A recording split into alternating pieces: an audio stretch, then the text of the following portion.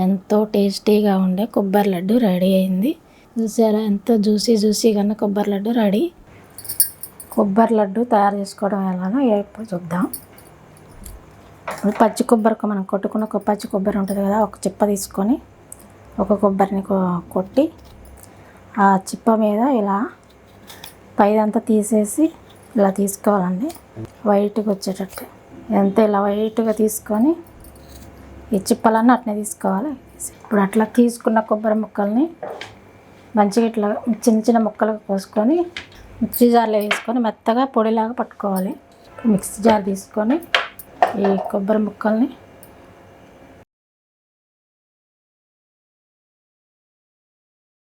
రెండు కప్పుల కొబ్బరి ముక్కలకి 1 కప్పు షుగర్ వేసుకోవాలి. మనం ఇప్పుడు మిక్సీ పట్టుకున్నాం కదండి, ఇట్లా పట్టుకోవాలి. పొడిగా పట్టుకొని ఇప్పుడు పొయ్యి మీద కళాయి పెట్టుకొని పాకం తయారు చేసుకోవాలి.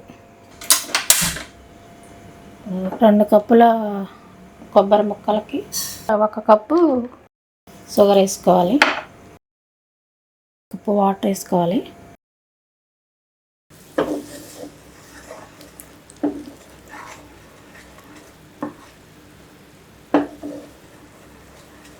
కొంచెం మరీ పాకం రావాల్సిన అవసరం లేదు, కొబ్బరి పొడి వేసుకోవచ్చు.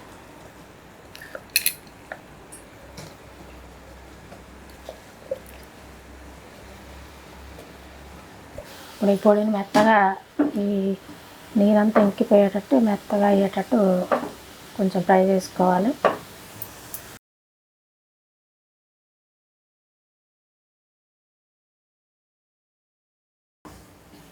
మెత్తగా అయిన తర్వాత తీసుకొని లడ్డు కట్టేసుకోవడమే.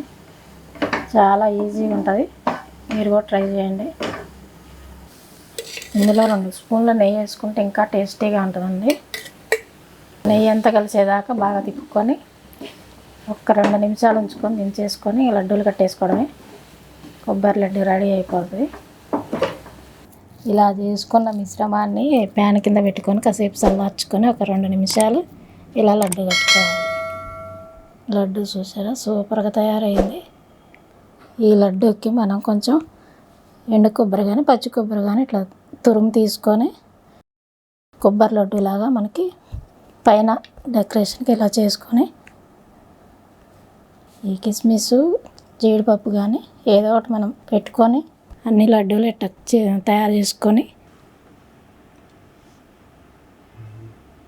ఎంతో టేస్టీగా ఉండే కొబ్బరి లడ్డు రెడీ అయింది.